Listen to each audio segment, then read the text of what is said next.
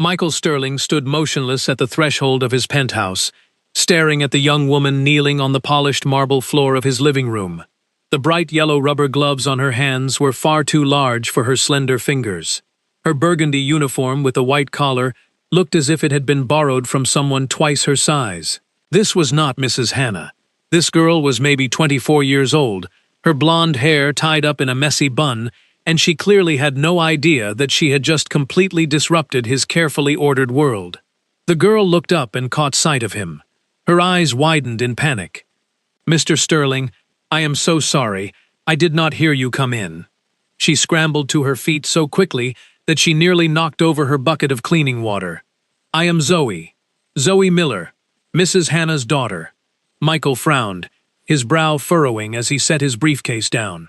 Mrs. Hannah had worked for him for 5 years. She was discreet, quiet, practically invisible. Exactly the kind of help he required. She appeared twice a week, cleaned his sprawling Seattle penthouse, and vanished before he even had a chance to notice her presence. She had never mentioned a daughter. "Where is Mrs. Hannah?" he asked coldly, removing his expensive wool coat. Zoe bit her lip, looking down at her boots. "Mom, she slipped on the ice in the parking lot last week. She broke her leg in 2 places. The doctors say she will have to wear a cast for at least 8 weeks." The words spilled out of her in a rush, fast and nervous. "We could not afford to lose this job. Mom was very worried about you, about the house, about everything. So I thought, well, I work as a waitress in the evenings, but in the mornings, I am free, and I study interior design in the evenings. But that does not conflict with Mom's hours, so please, do not fire her." Michael interrupted her by raising a hand. His head was already beginning to ache from this stream of information. I asked, "Where is Mrs. Hannah?" "At the hospital. I mean, not right now. She is at home. She came back from the hospital yesterday." Zoe looked as though she wanted the floor to swallow her whole. "I am sorry. Mom always says I talk too much." Michael sighed. This was a complication he did not need. He had a vital meeting with venture capitalists in 3 hours, a presentation to finish, and the last thing he needed was this chaotic energy in his sanctuary. "How old are you?" he asked, looking at her more closely. 24. "Do you have experience with cleaning?" Zoe straightened up, trying to look confident despite her oversized gloves. "I have been helping my mother since I was a child. I know how to polish marble, how to wash delicate fabrics, how to remove red wine stains from a wool rug."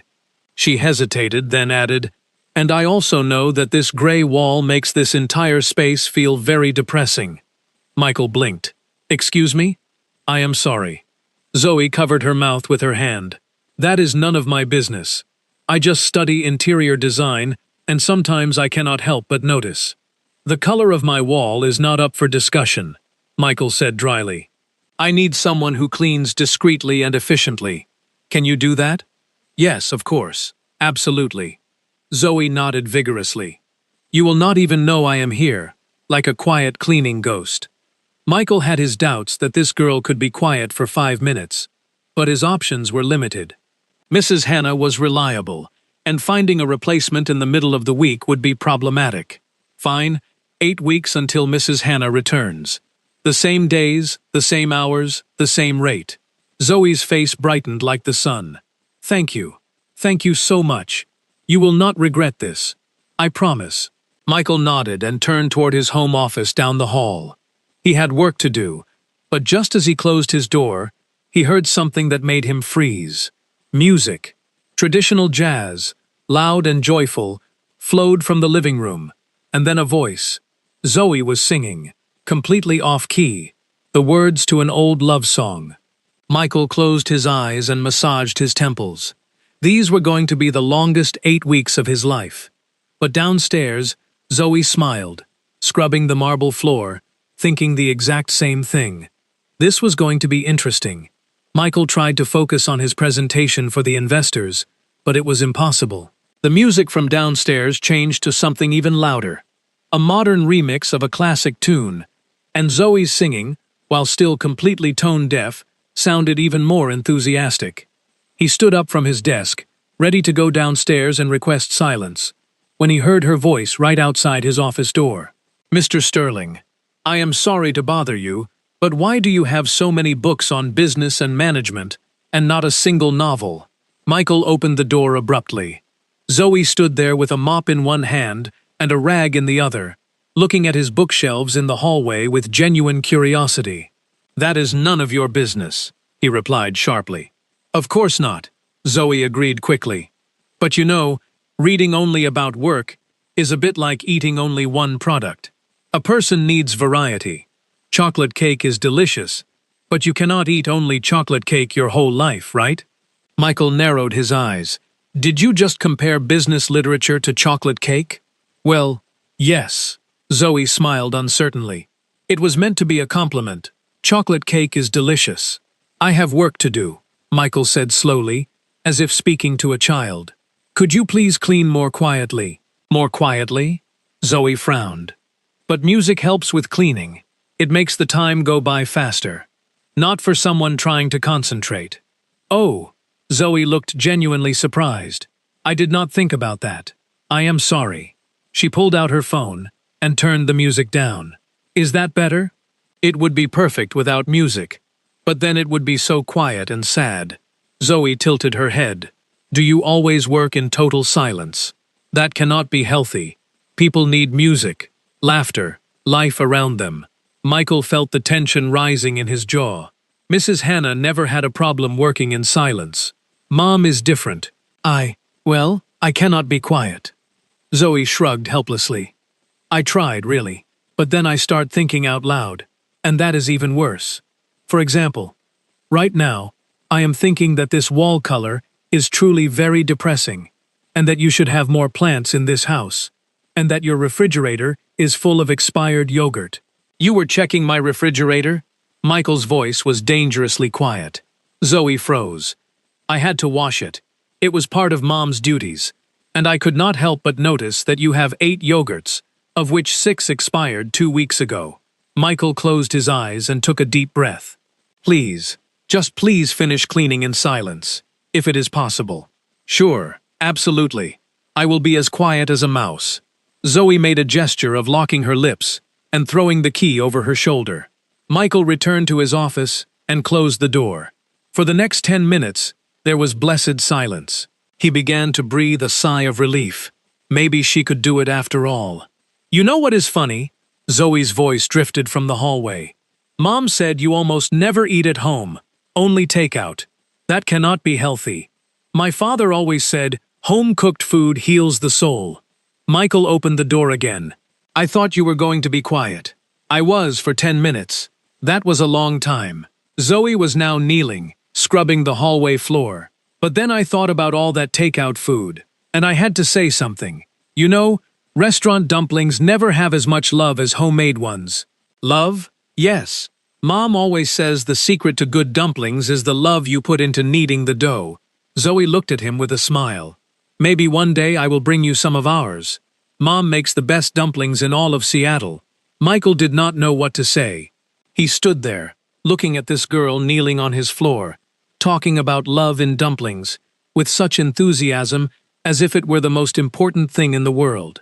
For the first time in years, he felt something strange, something warm in his chest, something that might have been amusement. "Please finish cleaning," he said finally. But his voice was softer than before. "Yes, sir." Zoe saluted with her rag, leaving a wet spot on her forehead. When Michael returned to his office, for the first time that day, he smiled. This girl was impossible. Completely, absolutely impossible. But his house, for the first time in years, felt alive. A week later, Michael returned home earlier than usual, carrying a briefcase full of documents for the most important contract of his career. The meeting with investors from Germany was in 2 days, and he still did not have everything organized. Papers, notes, drafts, everything was scattered across his office in a chaotic system that only he understood, or at least, that is what he thought. As he entered the house, he saw Zoe coming down the stairs with a carton full of colorful files. Her hair was tied up with a bandana, and there was a smudge of dust on her nose. "What are you doing with my documents?" he asked sharply, feeling panic grip his stomach. Zoe jumped, nearly dropping the carton. "Mr. Sterling, you are still here. I mean, you should not be at work.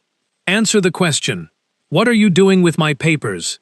"I am organizing them," she said enthusiastically. "I went to clean your office today and I saw the chaos. Papers everywhere, on the desk, on the floor, some even behind the radiator. How do you find anything in there?" Michael ran up the stairs, brushing past her. When he opened the office door, he stopped dead. His desk was clean. Completely, unnervingly clean. All the piles of papers had vanished.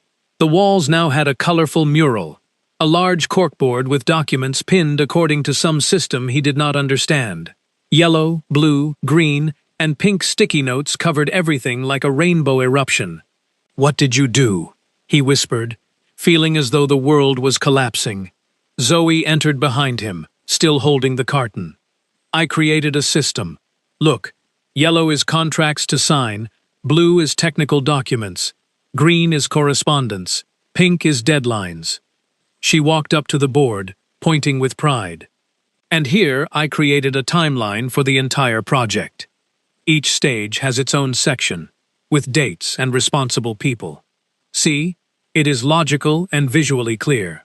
I need to find the Mueller-Schmidt contract. Immediately. Blue section. Third file from the left. Binders are alphabetical."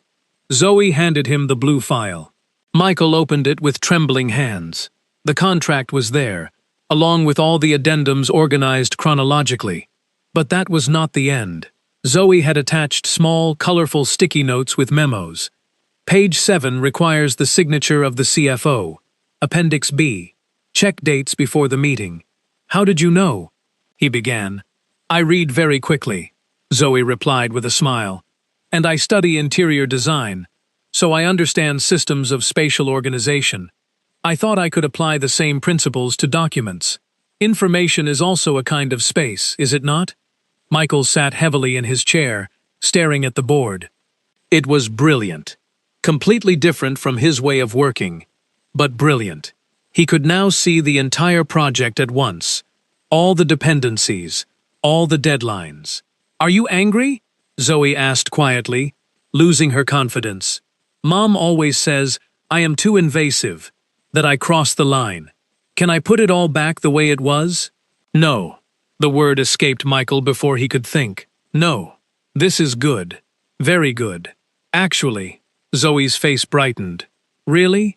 At that moment, Michael's phone rang. His assistant informed him that the Germans had moved up the meeting. They wanted to see him tonight, in 3 hours. Michael felt sweat cover his forehead. He had no time for preparation. He barely had time to review everything. But now, looking at Zoe's system, he saw everything he needed, organized and ready. He could do this. "I must prepare for the meeting," he said, already opening the files. "An important meeting. Very important." "Can I help?" Zoe joked. "I study interior design, but I am quite good at presentations." Michael looked at her. This girl in a cleaning uniform with dust on her nose, who had just saved his biggest contract without even knowing it. "You could stay. Hand me documents that I need to switch. I need someone who understands this system." Zoe's eyes widened. "Really? But I am the housekeeper." "No," Michael said slowly, realizing the truth. "You are much more." That evening, with the help of Zoe's system and her quick thinking, Michael conducted the best presentation of his life. The Germans signed the contract on the spot. And when everyone left, Michael looked at Zoe, still in her cleaning uniform, and thought, how did she do it? How did this impossible girl change everything? The next morning, Michael waited for Zoe with an envelope in his hand. All night he had thought about what she had done, how she had saved his biggest contract, without even realizing it. He had prepared a bonus, a generous bonus, that would show his gratitude. Zoe arrived at 8 o'clock in the morning, as always, carrying her bag with cleaning supplies. She looked tired. She must have had an evening shift at the restaurant yesterday. "Good morning, Mr. Sterling," she said with a smile. "How did the meeting go? Did they sign the contract?" "Yes, thanks to you." Michael pulled out the envelope. "I wanted to thank you. This is a bonus for your work with the documents." Zoe looked at the envelope but did not take it. I did not do it for the money. I know, but you did it because… Zoe hesitated, looking for words. Because you clearly needed help, and because I hate clutter, and because… She smiled lightly, because you were so stressed all week that it hurt to watch. Michael did not know what to say. No one had ever refused his money before. And besides, Zoe added, taking off her coat, if you really want to thank me, then stop eating junk takeout food. Excuse me? I saw pizza boxes in the trash yesterday, and last week there were Chinese cartons, and all those expired yogurts. Zoe shook her head in disapproval. You run a big company, you have a beautiful house, but you eat like a college student in a dorm. Michael felt a strange mixture of irritation and amusement. I do not have time to cook. Nobody has time. But people manage somehow. Zoe reached into her bag and pulled out a plastic container. Mom made too many pierogies yesterday. She told me to bring you some. Do not let them go to waste. Michael took the container. It was still warm. Through the plastic, he could smell the dill and butter. Did your mother know you stayed yesterday to help me with the meeting? Of course. I told her over the phone. She was very proud, though also a little worried that I crossed the line. You did not cross the line, Michael said quietly. You saved me. Zoe looked at him, something soft in her gaze. So, we are even. You gave Mom a job when she really needed it. You let me replace her when she got hurt. It is the least I could do. For a moment, they stood in silence, looking at each other. Then Zoe clapped her hands. Well, today I have to wash the windows and vacuum the library. And if you allow it, I would like to bring some plants. This house needs life. Plants? Yes. A ficus or a monstera. Something green. It makes the space breathe. Zoe leaned in conspiratorially.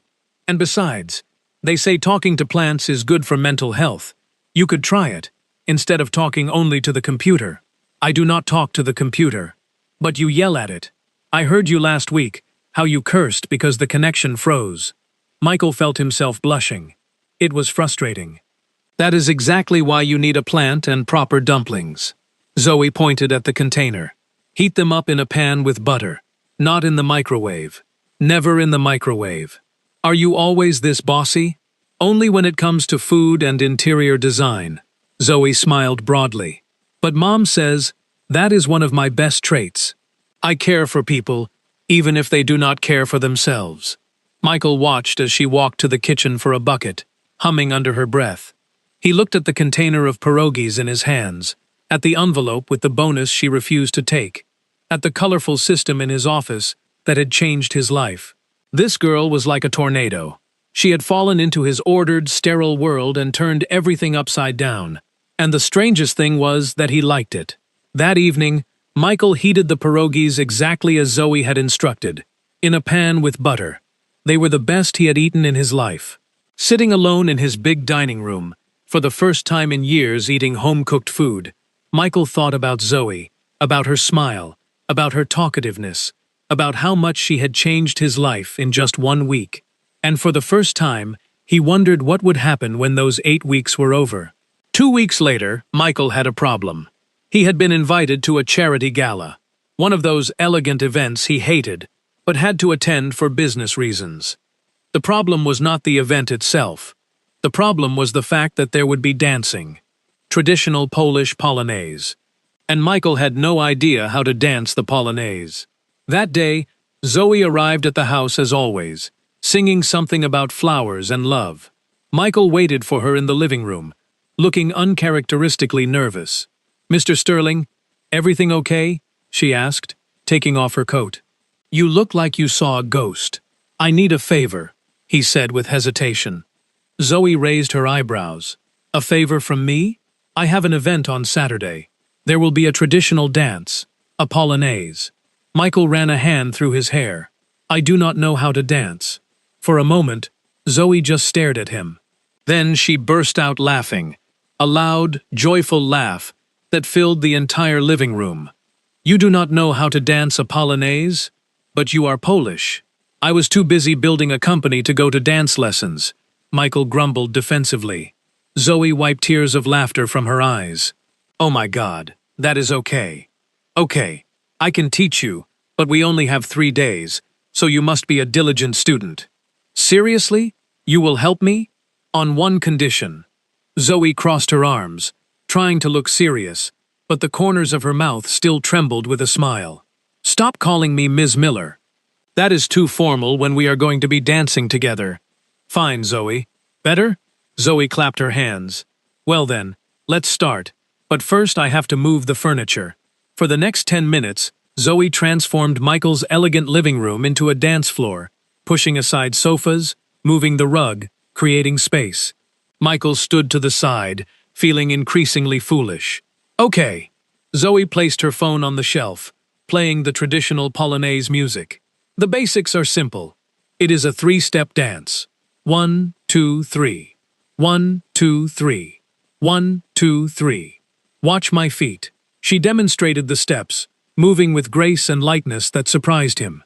She no longer looked like a housekeeper in an oversized uniform. She looked like a dancer, confident and beautiful. Now you try. Michael tried. He really tried, but his legs refused to cooperate with his brain. He went left instead of right.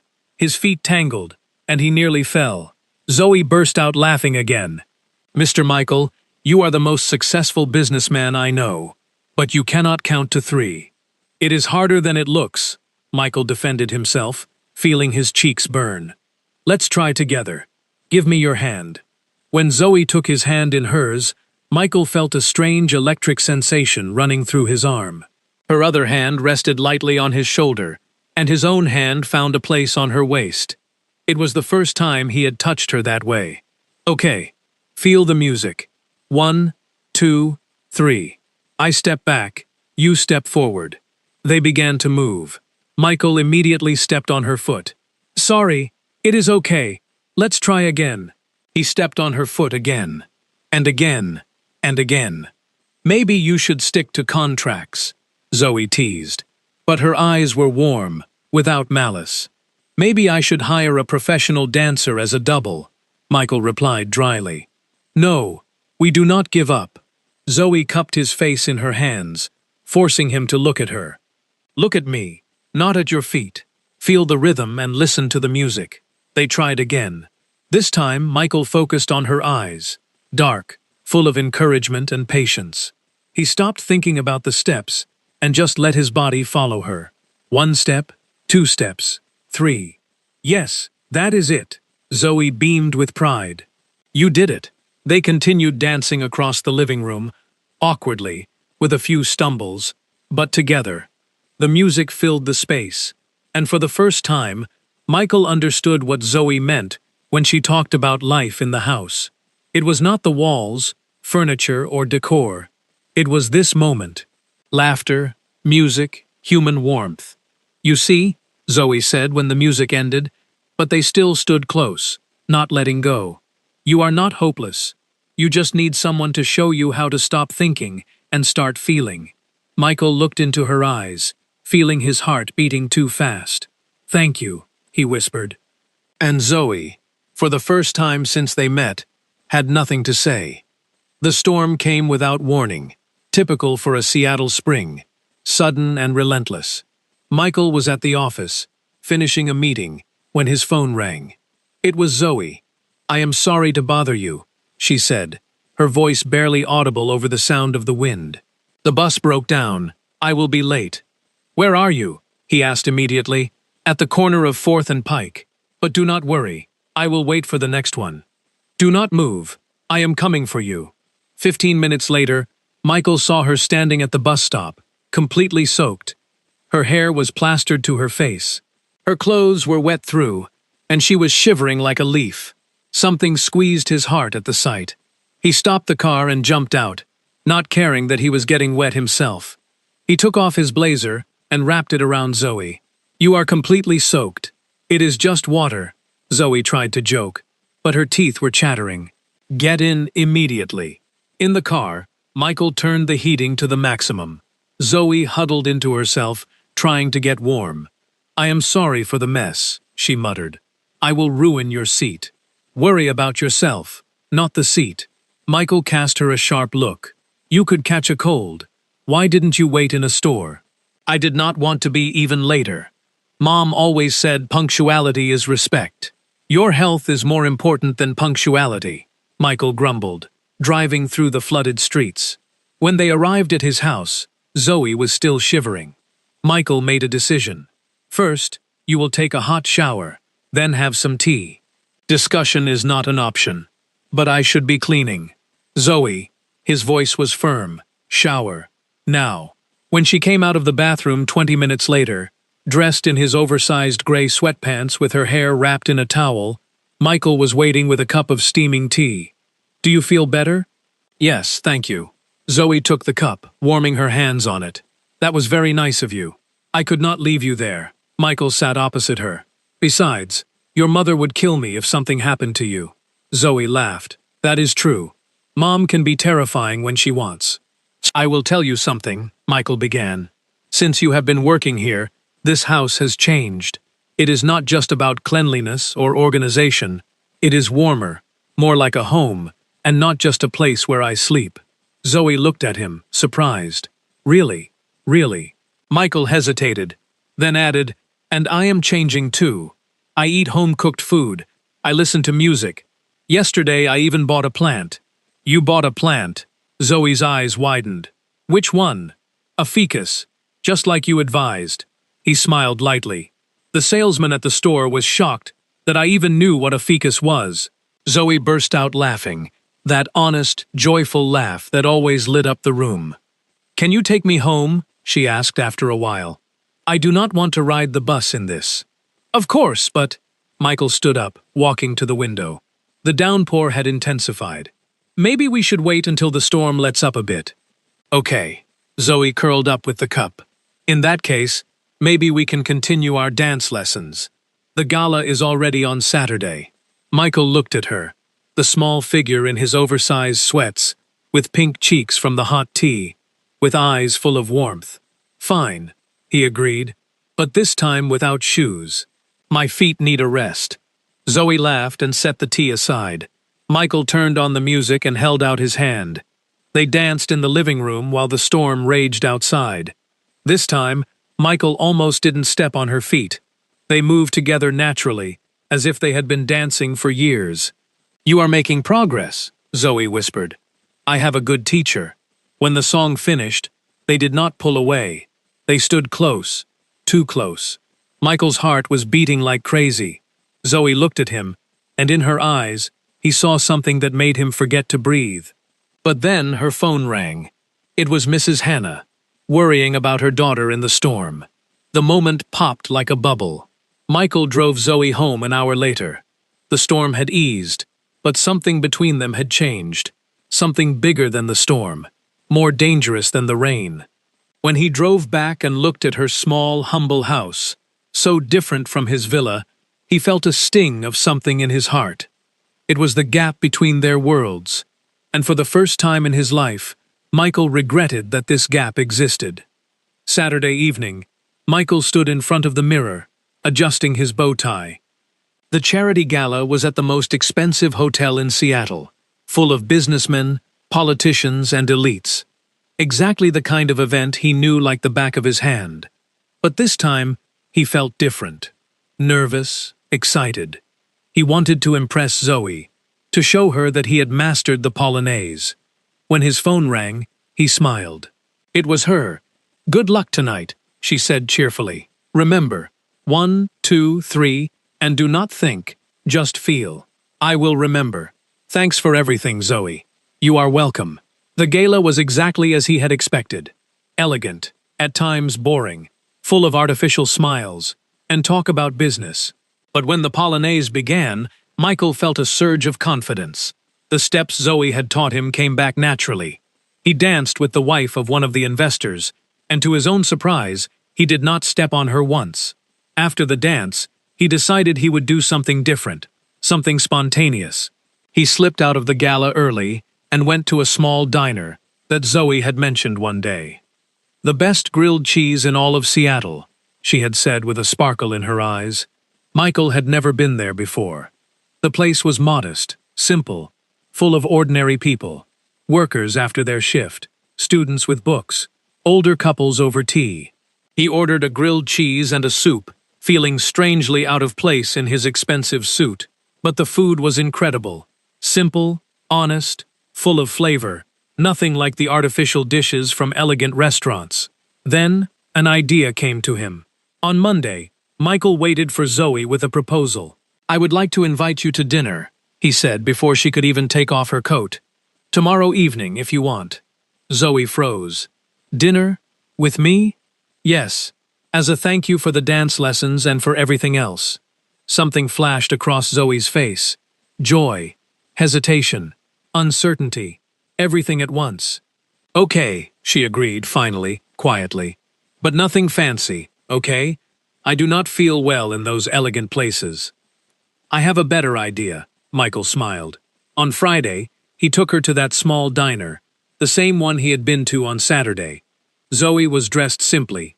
Jeans, a simple sweater, hair down. She looked beautiful. "The diner? Seriously? You said, 'Here is the best grilled cheese in Seattle.' I had to check." They sat at a small plastic table, ordered grilled cheese and soup. They talked about everything and nothing.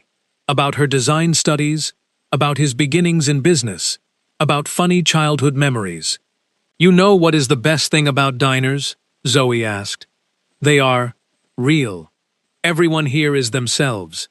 Nobody pretends to be someone else." Michael looked at her honest smile, at the way she laughed loudly, not caring who was watching, at how naturally she felt in this humble place.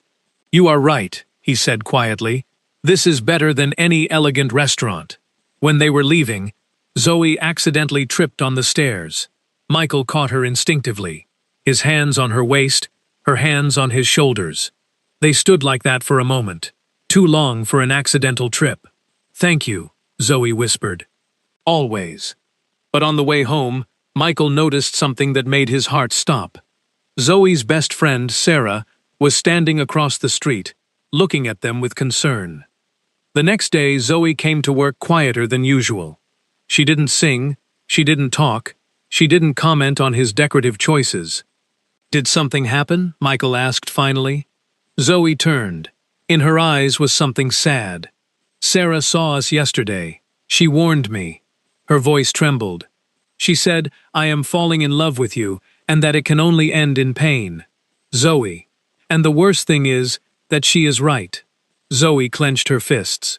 "You are my employer, a businessman, a millionaire, and I am just a housekeeper, the daughter of your housekeeper. You are not. I am." Her voice was firm but full of pain. "And when those 8 weeks are over, I will go back to being a waitress and a student, and you will go back to your world. A world I do not belong to." Michael wanted to deny it.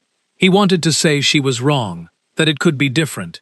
But the words stuck in his throat, because deep down, he knew she was right. Their worlds were too different, and he was not sure if he was brave enough to jump across that gap. For the next few days, the atmosphere in Michael's house was tense. Zoe still came to work, but something had changed. She had gone back to being quiet and professional, just like her mother. She didn't sing, didn't comment, didn't reorganize anything without asking. Michael hated it.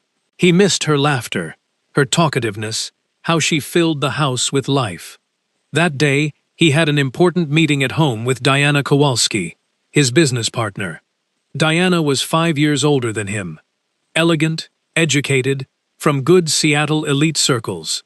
They always kept their relationship purely professional, though Michael knew she hoped for something more. Diana arrived promptly at 10 o'clock, dressed in a beige Chanel-style suit, with her hair pinned in a perfect bun. Her gaze immediately fell on the changes in the house. Colorful pillows, plants, curtains. "Interesting changes," she said with a cool smile. Apparently, someone here introduced a feminine touch. At that moment, Zoe came out of the kitchen, carrying a tray with coffee. Dressed in her burgundy uniform with her hair tied back simply, she looked like what she was, a housekeeper. "Good morning," she said quietly, setting the coffee on the table. Diana examined her from top to bottom. "You are new? What happened to Mrs. Hannah?" "This is her daughter," Michael explained quickly. "Mrs. Hannah broke her leg. Zoe is replacing her." "Ah, In Diana's eyes, something cold flashed. How thoughtful of you to let family work for you. And I see the daughter is more creative than the mother. All these changes in your house. Zoe clenched her jaw but said nothing. Zoe has a talent for interior design, Michael said defensively. She is a student. Oh, how cute. Diana smiled, but her voice dripped with condescension. A housekeeper with aspirations. That is very ambitious. Zoe picked up the tray, ready to leave. Wait, Diana said. You can bring more sugar. This is too weak. Of course. When Zoe left, Diana leaned toward Michael. You must be careful with girls like that, Michael. I am listening. Young, ambitious girls from poor families. Diana fixed her hair. They see a man like you, rich, successful, and they have ideas. They might cross professional boundaries. Michael felt anger rising in his chest. Zoe is not like that. They are all like that, darling. Diana placed her hand on his. I know you are lonely, but play carefully. Girls like her, they dream of fairy tale princes, of a life they will never be able to have. At that moment, Zoe returned with the sugar. Her face was pale, her jaw clenched. She had heard everything. She placed the sugar bowl on the table so hard that it clattered. Will that be all? She asked. Her voice was strangely flat. Yes, thank you, Michael replied, looking at her with concern. Zoe nodded and left. An hour later, when Diana finally left, Michael found Zoe in the kitchen packing her things. What are you doing? I am leaving, Zoe said, not looking at him. Mom is almost healed. She can start working in a week. There is no need for me to be here any longer. Zoe. What Diana said, she was right. Zoe finally looked at him. In her eyes were tears she refused to let fall. I do not belong to your world. I never will. I am the daughter of a housekeeper who dreams too big. That is not true. It is the truth. Her voice cracked. And the worst thing is that I fell in love. I fell in love with you, Michael. With a man I can never have. Because for people like Diana, for your world, I will always just be a housekeeper with aspirations. Michael tried to say something, but Zoe raised a hand. Thank you for these weeks. They were beautiful. But now I must go back to reality. She left a note on the counter, the address where to send the last paycheck, and left. Michael stood in the kitchen, hearing the front door close. The house suddenly became empty, cold, dead, and he did nothing to stop her. Because deep down, in the cowardly part of himself, he wondered if Diana was not right, if he and Zoe could really be together, if it was just a beautiful fantasy destined for failure. He looked at the colorful pillows, the plants, the organization system in his office, all the traces of Zoe in his life. And for the first time in years, Michael Sterling felt what loneliness really was. The week without Zoe was torture. Michael tried to go back to his old life. Work, meetings, contracts, but everything had lost its flavor. The house was clean and tidy, but dead. Delivery food tasted like cardboard. The silence he once valued was now overwhelming. Mrs. Hannah returned to work on Monday, still limping slightly, but stubbornly claiming she was ready. She was even quieter than usual, cleaning with mechanical precision, not looking at him. Michael knew Zoe had told her. He knew Mrs. Hannah was judging him, and she had the right to do so. On Thursday evening, Michael could no longer stand it. He sat in the living room, looking at the pillows Zoe had brought, at the ficus in the corner that she had bought with him at the garden center, laughing at his awkwardness in choosing a pot. "Where is Zoe?" he asked when Mrs. Hannah passed through the room. The older woman stopped, still not looking at him. "At home. How is she doing?" "Sad." Now Mrs. Hannah looked at him. Her gaze was as sharp as glass. "Because of you." Michael took it like a blow. "I know. You do. You know." Mrs. Hannah set down her bucket and crossed her arms. "Do you know that my daughter has been crying for 3 days? That she does not eat, does not sleep, only studies and works, as if she were trying to work herself to death?" "Mrs. Hannah, no." Her voice was firm. "Now you listen. I have worked for you for 5 years. I was always quiet, professional, invisible, exactly the kind of help you needed. But now I will tell you the truth. Michael was silent, feeling like a student in front of a strict teacher. My daughter is the best thing that ever happened to you, Mrs. Hannah continued. She brought life into this tomb. She taught you to laugh, to eat real food, to feel real emotions. And what did you do? You let her go because you were afraid of what other people would think. It is not that simple. It is exactly that simple. Mrs. Hannah took a step forward. My daughter is worth more than all your contracts combined. She has a heart, dreams, talent, her own light.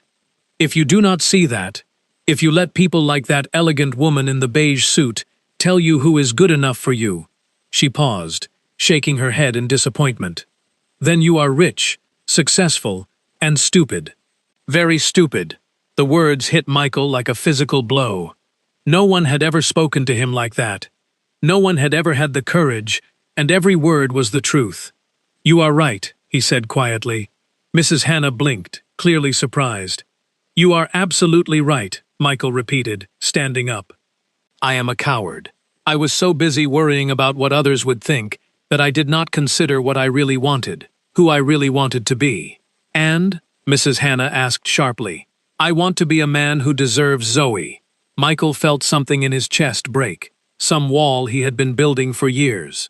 A man who is brave enough to fight for her, to tell the whole world that she is the best thing that ever happened to me. Mrs. Hannah looked at him for a long time, assessing him. So, what are you going to do about it? She asked finally. Michael looked at his watch. It was 9 o'clock in the evening. Zoe had a shift at the restaurant until 10. I have to go, he said, already running for his jacket. I have to tell her now, at the restaurant. Mrs. Hannah raised an eyebrow. In front of everyone? Yes. Michael stopped at the door, turning around. Because if I do it privately, she might think I am ashamed, that I am hiding our feelings from the world. I must show her I am not ashamed of anything, that I am proud that I love her, and I want everyone to know. For the first time since she returned, Mrs. Hannah smiled. Then go, she said. And do not screw it up, Mr. Sterling. You will not get a second chance. I know. Michael ran out of the house, his heart pounding like crazy. He did not know exactly what he would say. He had no speech or plan. He had only the truth, and the desperate hope that it would be enough. The Golden Dumpling restaurant was full of people. Families at dinner, couples on dates, groups of friends over beer. Michael burst through the doors at 9:30, disheveled, breathless, looking completely different from the elegant businessman everyone knew. He saw her immediately. Zoe was standing at the bar, taking an order, her hair tied in a ponytail, the apron with the restaurant's logo cinching her waist. She looked tired, sad, but still beautiful. Zoe, he called through the noise of the restaurant. Her head snapped up. When she saw him, her eyes widened in shock. Michael, what are you? But he was already walking in her direction, passing surprised customers. The restaurant manager tried to stop him, but Michael ignored him. I need to talk to you. I am working. Zoe looked around desperately. You cannot be here. This cannot wait. Michael stood before her, aware that everyone in the restaurant was watching them, but not caring. I have to tell you something, Michael. Please. Her voice was pleading. Do not do this. I love you. The restaurant went completely silent. Even the background music seemed to fade. Zoe stood frozen, holding her notepad with her mouth open in silent shock. I love you, Michael repeated, louder this time. I love your laughter that fills rooms. I love how you sing off-key and do not care who is listening. I love how you reorganize everything without asking, because you know it can be better. I love your dumplings, your advice about plants, your way of making me feel like a human and not a machine for work. Stop, she whispered, tears flooding her eyes. But Michael continued, the words flowing from him like a river that could not be stopped. I was a coward. I let you go because I was afraid of what others would think. I was afraid that I did not deserve you, that our worlds were too different. He took a step closer. But the truth is, my world without you is empty, cold, and meaningless. A house without your laughter is just a building. Food without your dumplings is just fuel. Life without you is just existence. At that moment, in a desperate gesture, Michael wanted to step even closer, but he knocked over a tray of pierogies that a waiter was carrying. The pierogies flew into the air, landing on the floor with a wet splat. A few landed on his expensive shoes. Someone in the restaurant giggled, then someone else. Soon half the room was laughing. Michael looked at the chaos at his feet, the spilled pierogies, the sauce stain, and for the first time, he did not care. Instead, he looked at Zoe and smiled helplessly. "You see, I do not need a housekeeper. I can ruin everything myself." He spread his arms. "I need you. Not as a housekeeper, as a partner, as the person who will teach me how to stop being a businessman, a robot, and start being a human." Zoe covered her face with her hands. Her shoulders shook. He did not know if she was crying or laughing. "Zoe Miller," Michael said, kneeling on one knee in the middle of the spilled pierogies, not caring that he was ruining his pants. "I do not want you to clean my house. I want you to clutter my life in the best possible way. Will you give me a chance? Will you give us a chance?" The restaurant waited in suspense. Zoe finally lowered her hands. Her face was wet with tears, but she was smiling. That wide, joyful smile that Michael had come to love. "You are the most disorganized, workaholic, impossible man I have ever met," she said. Her voice trembled with emotion. Michael's heart stopped. "And I love you too, you fool." She walked up to him, ignoring the pierogies under her feet, and reached out, helping him stand. Then, in front of the whole restaurant, she kissed him. Long, deep, with all the feelings she had suppressed for weeks. The restaurant erupted in applause, whistles and cheers. Someone shouted, "Bravo!" Someone else, "Finally." When they finally pulled apart, Zoe looked at the chaos around them, the spilled pierogies, the laughing customers, the shocked manager. "You will have to help me clean this up," she said with amusement. "With pleasure," Michael answered. "Starting from now, we will clean up all my messes together." And for the first time in his life, Michael Sterling did not worry about what others thought. He only cared about her. 6 months later, Michael's house was unrecognizable. The walls had warm colors, beiges, creamy yellows, delicate blues. In every room, there were plants. Photographs of Zoe's family hung alongside his own. His parents, her parents, all together, creating a new, expanded family. The living room had colorful pillows that Zoe kept moving, saying she was looking for the perfect composition. Michael's office still had Zoe's colorful organization system, but now a second large table stood there. Her own design desk with fabric samples, furniture catalogs, and sketches scattered everywhere. The design firm, Miller Design, already had a waiting list of clients who wanted Zoe's effect in their homes.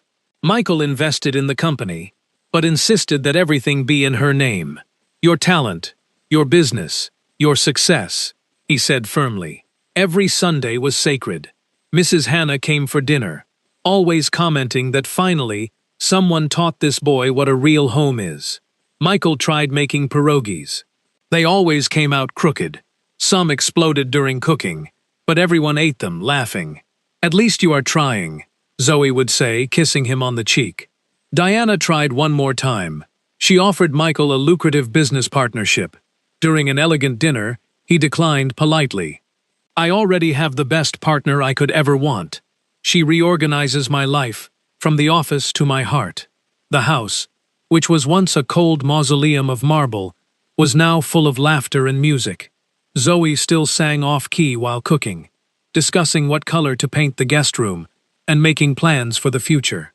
Sometimes, when Zoe was absorbed in some project, Michael would just stop and look at her, thinking about how close he was to losing her, how he almost chose a lonely, rich, miserable life instead of this chaos, this beautiful, colorful mess that had become his life. "What are you thinking about?" Zoe would ask, catching him staring. "About how you entered my house to clean and ended up cluttering everything in the best possible way." Zoe would laugh, throw a pillow at him, and he would laugh as well. That autumn, they were planning their wedding. Small, in the circle of family, with pierogies instead of a fancy menu. Mrs. Hannah had already started planning. If you think I will let my daughter get married without proper homemade pierogies, you are crazy." Michael looked at his house full of life, love, laughter, and thought about what Zoe had said once. "A real home is not the walls, it is the people inside." She was right, as always, and he had never been happier. Life, at its core, is rarely a straight line of perfectly ordered events. We often spend our youth and our middle years meticulously constructing walls, both literal and metaphorical, to protect our successes, our routines, and our status. We build these lives of marble and glass, so polished and so sterile that we become trapped by our own expectations of perfection. We convince ourselves that silence is peace, that routine is safety, and that keeping others at a distance is professional maturity. Yet, as Michael Sterling learned, the most profound joy is not found in the pristine order we force upon our world, but in the beautiful, messy, vibrant intrusion of another human soul. True wisdom often comes from realizing that vulnerability is not a weakness, but the bridge that connects us to what actually matters. When we allow someone into our space, whether it is our home, our office, or our heart, we are inviting the possibility of chaos. But it is precisely in that chaos that life happens. It is in the spilled pierogies on a restaurant floor, the off-key singing in a quiet room, and the unsolicited plants on a stark windowsill that we find the texture of human existence. Many of us spend a lifetime trying to control our circumstances, terrified that if we let our guard down, everything will fall apart. We fear that showing emotion, or allowing someone to see the messy parts of our lives, will make us look less competent or less respectable. But the reality is that the people who hold our lives together are rarely those who respect our boundaries, but those who are brave enough to cross them because they care enough to try. Loving someone, truly loving someone, requires the courage to be unpolished. It requires the humility to admit that, despite all our achievements, we are incomplete without the warmth of another. It asks us to look at the differences between our worlds, be they social, financial, or personal, and decide that they are not barriers, but invitations to grow. When we are older, we do not look back at our perfectly organized spreadsheets or our sterile, silent living rooms. We look back at the moments where we were brave enough to be messy. We look back at the people who taught us to dance when we thought we had 2 left feet, and who fed us when we didn't know we were starving for more than just calories. The lesson is simple but difficult to execute. Stop trying to control the world around you so tightly that you suffocate the life within it. Embrace the clutter of real human connection. Let people in. Let them rearrange your shelves. Let them color your walls. And let them change your song. Because a house is just a structure, but a home is a collection of messy, joyful, imperfect moments shared with the people who make it worth living. Never be afraid to trade your perfect, lonely order for a slightly chaotic, beautiful, and shared reality. That is where life is truly found.